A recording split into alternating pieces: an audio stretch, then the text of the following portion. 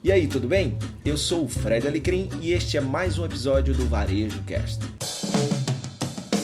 Salve, salve! Uma ótima noite, quinta-feira, 21 horas, uma ótima noite ou uma ótima tarde, uma ótima manhã. Afinal de contas, você pode estar vendo a gente agora em qualquer um dos turnos. Afinal de contas, está no ar o nosso 30 na quinta.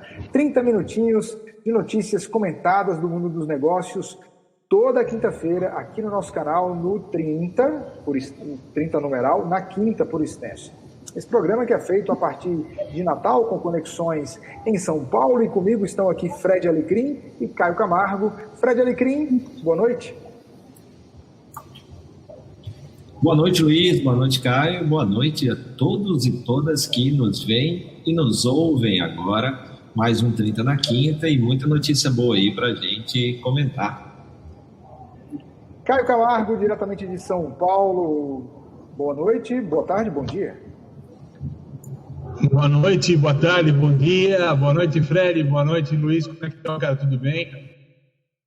Tudo maravilhoso. Vamos começar nosso programa de hoje. Olha, lembrando para você que está ouvindo a gente no nosso podcast, a gente tem tido uma repercussão muito legal no podcast. Obrigado por tua audiência, obrigado por compartilhar um pouco das ideias aqui do 30 na quinta. Esse que é o episódio número 14, neste dia 8 de outubro de 2020. Já são 14 historinhas contadas aqui por este trio. Obrigado a você que nos acompanha no podcast, obrigado a você que nos acompanha aqui no YouTube. E aproveita agora e se inscreve aqui, tá? Para que você seja notificado toda quinta-feira quando tiver novo programa no ar. Bom, então vamos então para os nossos assuntos de hoje, tá? A Warburg Pincus investe $100 milhões na Take, no maior Series A do Brasil. Daqui a pouquinho a gente explica melhor isso. A Neon lança conta digital gratuita para MEI com diversos benefícios. A Macy's investe no Compre Agora, Pague Depois. 52% dos brasileiros trocariam de emprego para trabalhar em home office. Além do destaque da semana, nós vamos hoje passear um pouco pelo seguinte destaque, meus amigos e minhas amigas que nos acompanham aqui. O Pix, que já foi notícia nesse programa em episódios atrás e que é talvez o grande assunto da semana, né? Mas enfim, vamos lá, Fredão, para o nosso primeira notícia que está publicada aqui no Brasil Journal. A Warburg Pincus investe $100 milhões na Take, a maior Series A do Brasil, uma empresa de tecnologia que ajuda companhias a conversar com os clientes no WhatsApp e redes sociais.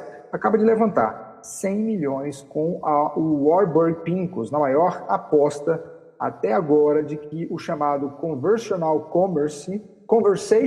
Commerce é o futuro do varejo. Esta é a maior rodada Series A da história do Brasil e o primeiro aporte externo desde que a Take foi fundada em Belo Horizonte em 1999. O Warburg Pincus está comprando uma participação minoritária relevante. Bom, então vamos começar a comentar a notícia, na verdade, meio que um beabá aqui, né?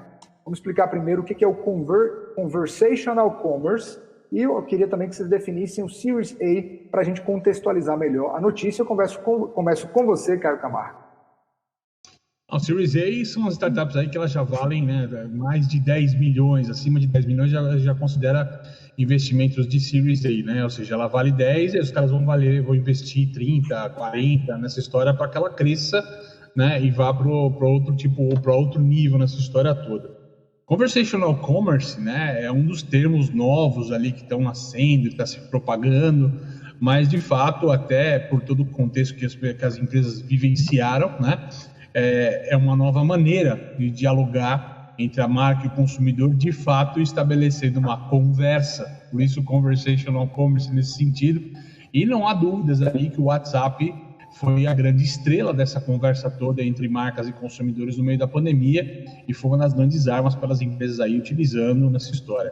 O que eu sei, o Fred tem bastante informação pessoal, até porque tem parceria com uma empresa lá que está no Cubo junto com eles, vai colocar aqui para a gente depois, né? Mas a história do CRM do WhatsApp, né? Porque ele não tem poucas ferramentas hoje para se linkar o que se faz no WhatsApp, né? E integrar isso com uma base de dados que você possa gerenciar de alguma forma, teu time de vendas, teu time de colaboradores. Então, no meio do contexto que, de fato, o WhatsApp não só foi, como vai ser ainda uma das grandes ferramentas para se, de fato, criar conversas e pontes entre marcas e consumidores, faz todo sentido aí as empresas estarem de olho em empresas que ofereçam esse tipo de serviço. Ô Fred, o pessoal da Take está pertinho de vocês lá no Cubo, é isso? Isso, exatamente. E uma coisa muito bacana, né? Além de ter, né, a turma do Cubo aí crescendo, eu também achei bacana, se você, né, se dando uma olhada na notícia, e isso é muito importante para todo mundo que nos vê aí, tanto de carreira quanto de um empreendedor, que para chegar nesse modelo de negócio, eles mudaram 3 vezes, né? Então, eles começaram vendendo ringtones, né? Toques para celular. E aí eles foram comprados por uma empresa de fora, o mercado de ringtones meio que desapareceu, eles recompraram a empresa, aí migraram para essa conversa via SMS. Depois, com o WhatsApp, perceberam o tamanho do WhatsApp que ia, né, acabar abocanhando aí a parcela do SMS e foram para o WhatsApp, né? Olha como é importante, né, você não estar apegado ao que você tem agora, e sim ao que você precisa construir para estar adaptado. E isso é muito bacana, isso vem muito desse mundo de startup, né? Essa questão da pivotagem, essa questão da velocidade nas mudanças de direção e do desapego ao que existe agora, né? Porque muitas vezes a gente precisa deixar para trás o que a gente construiu, tem orgulho, mas seguir em frente porque o mundo e o mercado estão indo em outra direção. Muito interessante essa linha do tempo aí para contextualizar a história da Take, né? Vamos então para o próximo assunto. Caio, você queria falar mais alguma coisa? Você falou resiliência, né? Aí o processo... Não, resiliência, né, cara? Para mim, eu acho que hoje é um dos ativos mais importantes num time, numa empresa, num grupo de colaboradores. É, de fato, não se prender nem ao produto final e nem, às vezes, ao próprio modelo de negócio. Que, né, falar, não se preocupe com o negócio, mas com o modelo de negócio, né? Eu acho que a gente está vivendo tempos que o que vale a pena é você manter o capital intelectual, ou seja, as qualidades de cada profissional, o mais criativo, o mais administrativo, né? As qualidades aí de cada pessoa que faz esse mix, esse caldeirão que cria as empresas, né? E de fato, cara, tem que ir para onde o vento está carregando, entendeu? Assim, tem que criar o vento se não tiver vento, tem que reinventar a roda se for preciso, nessa história toda usando o velho jargão da reinventar a roda, mas tem que se remodelar o tempo todo, não tem jeito. E está sempre antenado e quebrando retrovisores e olhando para frente. Olha, o assunto agora é o seguinte, está publicado lá no portal edital Concursos Brasil. A Neon lança a conta digital gratuita para MEI com diversos benefícios. Não serão cobradas tarifas para abertura e manutenção da conta, nem para transferências, extratos ou pagamento de boletos e impostos.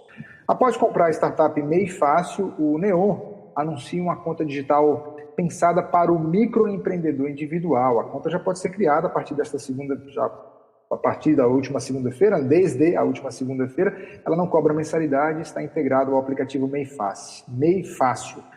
O aplicativo ajuda os clientes pessoa jurídica a abrir e organizar as obrigações relacionadas ao CNPJ, como o pagamento do Simples Nacional. Agora, os empreendedores conseguem fazer e receber transferências, pagar os impostos mensais, criar boletos e cobrar clientes automaticamente, tudo pela conta digital vinculada. Eu começo com você, Fred.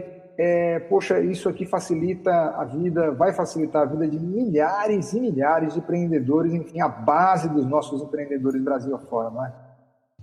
Poxa, isso é muito interessante, né? E ver que já é a segunda notícia, né, Luiz, que a gente dá aqui, que tem a ver com pequenos negócios, né? Semana passada a gente falou do empréstimo via maquininha, né? Isso para o pequeno empreendedor. Sim. Né? E agora a gente vê mais um movimento muito interessante. E olha que já vem um outro movimento, né? Você que é empresário, que é empreendedor e profissional também nessas empresas, que você pode acelerar o processo de inovação dentro do negócio. A gente vê outro elemento que a gente falou aqui bastante, né? Que é a questão de aquisição, né? Você faz a aquisição de uma empresa que já existe porque você acelera o seu processo de inovação. Então, a gente fala aqui do Quick Wins, né? Que é a aceleração, a vitória rápida, né? Então, no caso do Neon foi isso, já comprou uma empresa que já prestava aquele serviço, ou que tinha capacidade de prestar aquele serviço, junto com a empresa vem o negócio, vem a expertise e vem a equipe que já desenvolve aquilo lá, né? Então, dessa forma, você se conecta imediatamente e ganha espaço no mercado com uma agilidade maior. Então, muito interessante a gente perceber também esse movimento e, claro, né, mais aí melhores condições para o micro e pequeno empresário. Muito interessante aí esse movimento da Neon. Fred, a sua fala me fez lembrar de uma declaração dada pelo Jorge Paulo Lemann dias atrás, falando que se estivesse começando hoje, investiria pesado e começaria a sua expertise tudo voltado para criar e pensar startup, né? Ele é um entusiasta do mundo das startups. Mas o teu comentário sobre essa notícia, meu amigo Caio Camargo? Cara, a gente está no mundo da revolução, cara. Esse, de fato, 2020... ele é o ano dessa revolução das fintechs, né, cara? Está mudando a maneira como a gente entende, a maneira que a gente vai pagar as coisas, consumir as coisas e tudo mais. Tem mais notícia hoje que vai vir emendando essa conversa aqui nessa história, vai ser bem legal também, né? Mas, cara, nós estamos no meio de uma revolução. Eu fui até, enquanto a gente falava aqui, levantando algumas informações, né? O Neon teve um problemão alguns anos atrás aqui de questão judicial e tudo mais, o Banco Central intervindo neles e tal. Então os caras estão se reinventando também, né, cara? Então isso vai um pouquinho do que a gente falou agora, né? E tem um pouquinho do para frente de tentar buscar mais portfólio de serviço, mais portfólio diferenciado para atrair um público que às vezes está fora do banco. Eu acho que é um mercado que está em ebulição, cara. A gente vai ver muita coisa acontecendo nesse mercado ainda nesse ano, até por conta do Pix, que a gente até está falando que começa essa semana aqui nessa história do Pix, né?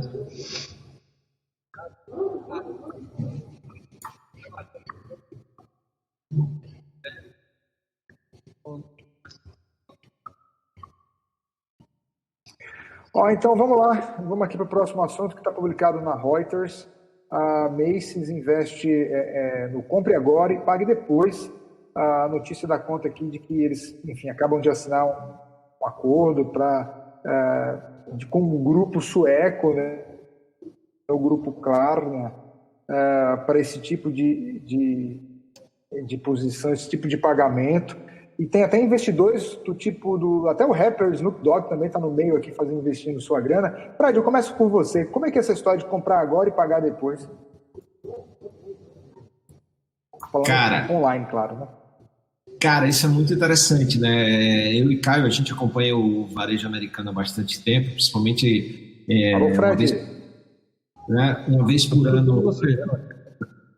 Uma vez por ano presencialmente, né? E a gente vai acompanhando e vendo que isso é uma novidade que se repetiu poucas vezes, porque nos Estados Unidos o pagamento ele é débito, né? Então o que está acontecendo agora é que você tem um crédito e o que o Klarna faz, né? O Klarna é uma empresa de solução de pagamento. Então a Macy's, que é uma rede de departamento, se uniu com a Klarna, que já tem parceria com outras lojas, e através daí o cliente pode comprar e dividir em até 4 installments, que são 4 prestações. Isso para o mercado americano é uma super novidade. A gente conhece isso muito bem, não só em 4, mas a perder de vista, né? Ô, Fred, seria igual ao consórcio essa história, cara? Seria uma espécie de um consórcio às avessas aí pro varejo, cara? Cara, assim, é interessante, né? Porque, assim, você vê isso, segundo a matéria, vem muito baseado nessa questão da perda a incerteza do futuro e, claro, um controle no orçamento por causa da pandemia. Então, para continuar vendendo, não dá para ser à vista, então você acaba financiando em 4 vezes aí, né? É mais ou menos uma Macy's numa versão abrasileirada, assim, do ponto de vista do crédito e da forma de pagamento, Caio Camargo. Cara, não sei, mas eu vou te falar que nessa história, um pouquinho antes da pandemia, no ano passado a gente já discutia isso um pouco, né? O varejo namorou muito essa história de se tornar um banco, né? E a gente viu uma série de movimentos ali. Eu lembro que um dos primeiros players do Brasil a fazer isso foi Pernambucanas, por exemplo. Para mim é um grande benchmark nessa história toda. Mas, vocês me desculpem o ruído, viu, cara? Eu vou ter que comentar aqui, mas Os motoboys aqui nas proximidades estão a toda hoje aqui, cara. Não sei se está vazando muito som, mas está passando moto o tempo todo aqui hoje, acelerando. Tá calor em São Paulo, o pessoal deve estar fazendo muito pedido de delivery aí de cerveja gelada, alguma coisa, cara. Mas vamos lá. Colocando a pauta aqui nessa história. Então, deve ser o debate do candidatos a vice-presidente nos Estados Unidos. Deve ser isso. Para você que está vendo a gente agora, né, esse episódio do 30 da Quinta, a gente grava sempre na quarta-feira à noite, tá? Um dia antes de exibi-lo oficialmente às 21 horas. Quase 10 horas da noite. Agora o pessoal vê como a gente, né, se esforça em pegar o melhor conteúdo para eles. Quase 10 horas a gente está aqui gravando.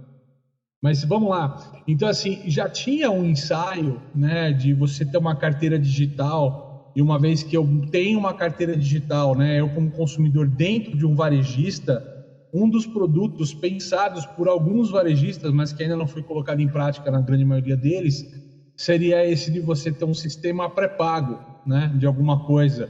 Um sistema que eu estou colocando meu dinheiro naquela conta digital e eu posso consumir aquilo em bens de alguma outra maneira, né? Por exemplo, vai sair o videogame novo, ou o televisor que eu quero comprar, eu quero investir pouquinho para ter a geladeira que eu quero trocar em casa. Então, o consumidor conseguiria fazer esse crédito antes, num juros menores, etc., porque não tem o risco na história, né? Porque o papo desses bancos, desses varejistas virarem banco, é que eles não podem, por exemplo, ter fundos de investimento, as coisas, tem alguns produtos que eles não podem ter, né, por questões legais ali.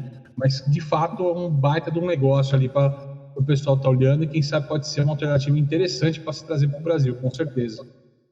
E só uma coisa, tá, Caio, Luiz? Não tem juros, tá? Então, em até 4 prestações sem juros. E a Klarna já tem parceria com a H&M, que é uma outra rede de apartamentos, né, sueca, né? E então, deve ser uma tendência para o varejo lá fora. Mas deve morder uma taxa do varejista também, isso é fantástico esse negócio, né, cara? Mas vamos embora. Agora, isso, só uma dúvida. Não tem almoço grátis, né, Caio? Isso funciona só para o cidadão americano, ou o brasileiro, quando voltar às compras na América, poderá também parcelar através dessa possibilidade? Você sabe alguma coisa sobre isso? Eu acho que o consumidor externo ele vai ficar ligado a outro tipo de sistema, por exemplo, um PayPal, alguma coisa assim, se quiser fazer em pagamento, como hoje já é possível, tá? Mas eu acredito que esse tipo de sistema, até por questões bancárias e tudo mais, tal, é capaz de ter que rodar só lá, dificilmente vai rodar no consumidor de fora. Ok, meus amigos, vamos falar um pouco aqui então da notícia agora publicada. Uma apoiação na minha fala, né? No mundo cada vez mais globalizado que temos e na velocidade que as coisas estão acontecendo, eu diria para você, hoje, dia 8 de outubro, não temos. Amanhã, dia 9, 10, quem sabe, entendeu? Então, assim, as coisas estão acontecendo rápido também, né? Vamos por partes. É verdade, Caio Camargo. Meus amigos, vamos então para a notícia agora que foi publicada no portal Época Negócios, e que diz o seguinte: olha, 52% dos brasileiros trocariam de emprego para trabalhar em home office. Segundo o estudo, os brasileiros também estão mais interessados no ensino online durante a pandemia. Eu vou para alguns trechos aqui da notícia para você. A pandemia causada pelo novo coronavírus trouxe uma série de mudanças. O home office foi uma delas. Muitas companhias adotaram a modalidade para proteger os funcionários e evitar a disseminação do vírus. Por outro lado, outros profissionais seguiram a rotina do trabalho presencial, mas agora com uma série de recomendações da Organização Mundial de Saúde. No entanto, mesmo com a rotina diferente, esses trabalhadores têm algo em comum. Olha só, 52% mudariam de emprego se isso significasse que poderiam trabalhar remotamente. É o que diz o estudo O Futuro do Trabalho Agora, realizado pela Salesforce. A pesquisa também apontou que 71% acreditam que o home office é viável apenas para uma parcela da população, mas 57% dos que trabalham de forma presencial afirmaram que suas funções poderiam ser desempenhadas remotamente. Embora exista interesse no teletrabalho, segundo o estudo, existem alguns empecilhos, como a disponibilidade de tecnologia por parte das empresas. Eu começo com você, Caio. Isso tem sido um assunto recorrente aqui no 30 na Quinta, desde a sua origem, né? Afinal de contas, nós fazemos remotamente esse programa online de maneira extremamente objetiva. Eu queria o teu comentário para essa opinião dos brasileiros. Eu, particularmente, cada vez mais me apego e gosto do processo de trabalhar em casa. E eu digo para você que pesquisa é sempre um ponto complexo, tá? Vai muito da pergunta que foi feita e da maneira que ela foi feita. Você gostaria de trabalhar na tua casa ao invés de trabalhar numa empresa? 52% das pessoas estão respondendo que sim. Agora, eu sou um cara muito cético em relação a tudo que se fala de uma maneira tão otimista quanto a trabalho remoto, tá? Eu tenho uma visão um pouco mais realista dessa história. Nós temos uma pauta para trazer nos próximos, com certeza vai virar pauta dos próximos episódios nossos. Nós vamos ter alguns problemas nos próximos meses de abastecimento. Hoje, né? Hoje, falando, já que a gente falou que grava de quarta, hoje eu estou vendo que os caras do Mato Grosso já estão falando que está faltando gado para corte, né? PVC está faltando, cobre está faltando, tijolo baiano está faltando, o pessoal têxtil do Sul está reclamando de produto, de insumo. Nós vamos ter alguns problemas, alguns gaps que vão chegar e vão atrapalhar o resultado de muita empresa no final do ano, entendeu? As pessoas que estão vendendo, entregando, produzindo, né? Essas coisas, essas questões de você não atingir os resultados vão pressionar muito as empresas e muito esse modelo de trabalho remoto, entendendo que, infelizmente, nós temos mais chefes do que líderes no mercado, né? Então, quando faltar o resultado, o chefe vai querer o funcionário embaixo da asa. E aí, meu amigo, é uma história em aberto ainda, uma página em branco a ser escrita, mas eu sou muito cético, né? É uma visão que eu acho que vai haver uma pressão e nós vamos retomar o mercado da maneira tradicional. Essa semana eu estive circulando no centro, eu moro aqui na região do Grande ABC, né, em São Paulo, que é uma região que borbulha o comércio bastante, então é um comércio muito forte, representativo. E, cara, desculpa, até por questão de Dia das Crianças, tão próximo da data, parecia Natal, velho, nas lojas de armarinho. A rua lotada, entendeu? Então, assim, as coisas estão retomando um ritmo rápido, as pessoas, de fato, já estão cansadas, sobrecarregadas, estressadas. Essa conta muda um pouco essa história, tá? Então, assim, eu acho ok a pesquisa, acho bacana o resultado, é interessante.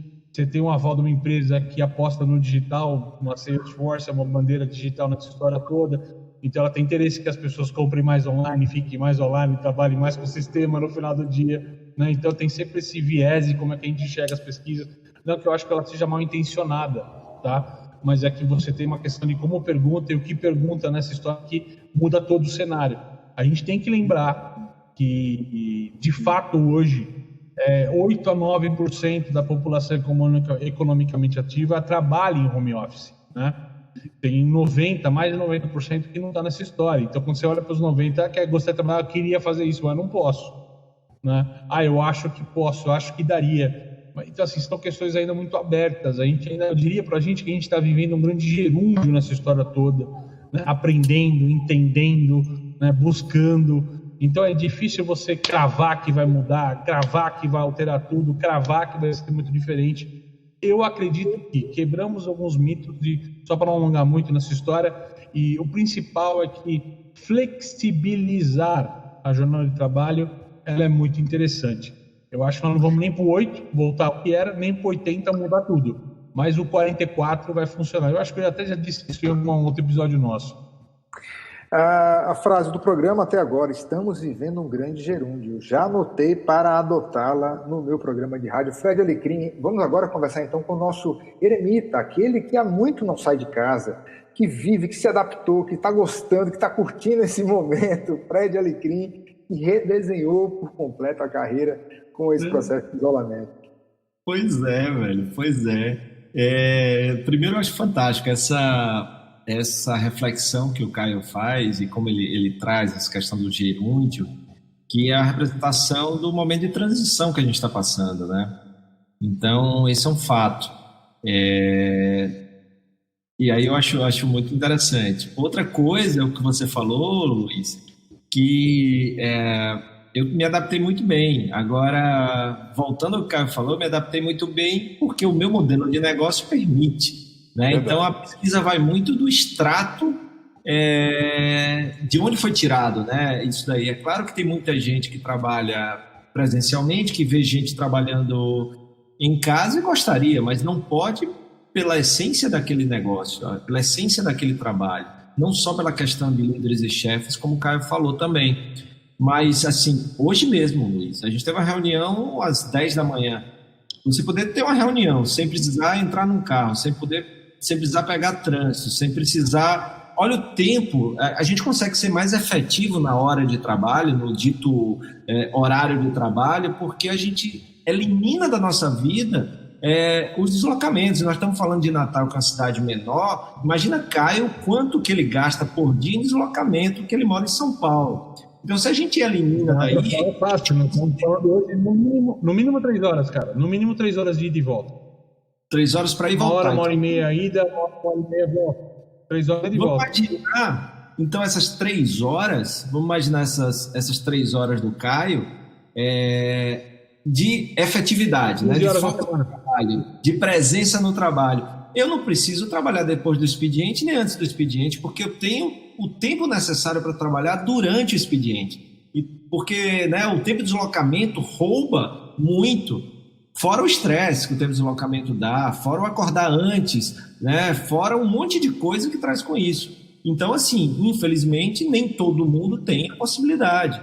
E com essa pandemia, ela mostrou mais ainda essas diferenças, não só essa diferença de quem pode e quem não pode, como também quem até pode, mas não tem condição, não tem acesso à internet, a casa é uma casa pequena, então não tem um cômodo legal para fazer aquilo. Então também tem as desigualdades, não só essa questão do trabalho poder ou não poder, mas também temos as desigualdades, infelizmente, do nosso país, que não são pequenas. Desse jeito, meus amigos. Vamos lá, então. Bom, saindo das notícias, vamos então para o nosso destaque da semana. E o destaque não poderia ser outro. Oi, Fred. Só uma coisa.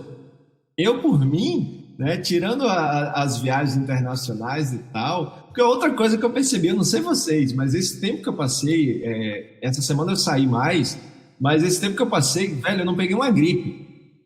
E eu vivia com rinite, eu vivia com um monte de coisa. Por quê? Porque a gente vive dentro de avião, a gente vive em ambientes com muita gente. Então, o nosso trabalho hotel, viagem, madrugada, acordando, tal. Então, a gente pode até desenvolver outro tipo de doença, né? Tá sentado demais e tal, não sei o quê. Mas, velho, daquela lá, então ainda tem isso também, né? Então, eu sou um apaixonado, embora sei que nem sempre é possível para todo mundo. Eu queria só ressaltar... Antes de a gente ir para o destaque, eu vou falar só uma coisa, confessando para os nossos ouvintes aqui uma questão pessoal. Com a escola funcionando, o home office vai ser maravilhoso, cara. Porque sem escola, cara, o home office é um problemão para quem tem filho pequeno, cara. Mas assim, é legal conviver com a família, é bacana, mas é uma questão que atrapalha o foco, a produtividade, assim. Mesmo que você tenta balancear, cara, todo dia bater certinho é muito difícil, cara. A criançada precisa de outro ambiente, precisa da escola, precisa da fronteira, é um pouco complexo isso. E já que você falou sobre esse assunto, a notícia fala sobre a questão da busca pelos cursos online. O Conselho Nacional de Educação, de ontem para hoje, decidiu que os cursos online, que a forma híbrida de estudo, ela pode seguir até o final de 2021. Né? Ela pode, não é que vai ser, ela pode. O Conselho Nacional ele é como se fosse um farol, né? Ele dá alguns indicativos. Então, em termos de educação, Caio, as coisas ainda estão muito incertas. Mas, rapidinho, nosso programa está acabando, falta só 2 minutinhos. A gente já falou sobre o Pix aqui, a gente já anteviu meses atrás. Vai falar da Livup? Não? Eu cortei a Livup porque eu queria falar do destaque da semana, que é o Pix. Me parece que o brasileiro, de fato, comprou a ideia. Eu estou animado porque eu quero poder transferir, quero poder fazer as minhas coisas no fim de semana, às vezes a gente deixa de pagar algo ali por besteira, TED, DOC, enfim, quem quer começar falando, até se puder rapidamente contextualizar, dizer de fato o que é. Caio Camargo, o Pix. Não, o Pix vai mudar a maneira como a gente transfere dinheiro, tal, uma maneira muito mais interessante, tudo mais. Vamos explicar para o Bolsonaro, né, como funciona, sem falar em política, que ele falou que ele não sabia nada a respeito, né, cara? Foi até assunto que ele manda. Na frase dele, ele falou, não estou sabendo nada. Ele falou, como não está sabendo nada, né, cara? Mas vamos lá. Não, obviamente é uma maneira super interessante que vai potencializar uma série de questões de pagamento digital, pode trazer uma galera que está fora dessa questão da bancarização, do pagamento digital para dentro dessa conversa. Isso vai, assim, né, vai possibilitar que as pessoas troquem dinheiro digital de uma maneira muito rápida, façam uma transferência para você de uma maneira muito rápida. algumas nuances complexas no meio da história, mas o principal é o seguinte, o primeiro resultado. Primeiro dia, mais de 2 milhões de pessoas cadastrando no Pix para usar o Pix nos principais bancos de mercado, obviamente falando, travou todos os sistemas. Hoje, quarta-feira, os números estão aí, mais de 10 milhões de pessoas já fizeram esse cadastro. Considerando que a população bancarizada é 50%, 60%, né? Ou seja, nós vamos falar em 100 milhões, 90 milhões, alguma coisa assim, de contas possíveis nessa história toda, já temos aí um bom volume já, logo na primeira semana, de pessoas aderindo ao Pix. Então, isso tem bons olhos e bom futuro, com certeza. Começa oficialmente no dia 3 de novembro, tá? Agora que está rolando são os pré-cadastros. Fred, você quer falar alguma coisa sobre o Pix? Eu estou contando os dias. Não, só a questão de quanto isso vai ser revolucionário para esses meios de pagamento, e tem a questão do custo também, né? E 2021, 2022 a gente vai fazer o Pix também para fora do país. Termina aqui o 30 na Quinta desta semana. Muito obrigado por sua audiência. Boa noite, boa tarde, bom dia. Se inscreve aqui, né, para ativar o nosso sininho. Na próxima quinta-feira a gente está de volta com mais um episódio do 30 na Quinta. Caio Camargo, Fred Alecrim, ótima semana para todos nós e até semana que vem. Valeu, gente. Tchau, tchau. Muito obrigado pela sua companhia em mais um episódio do Varejo Cast e até a próxima.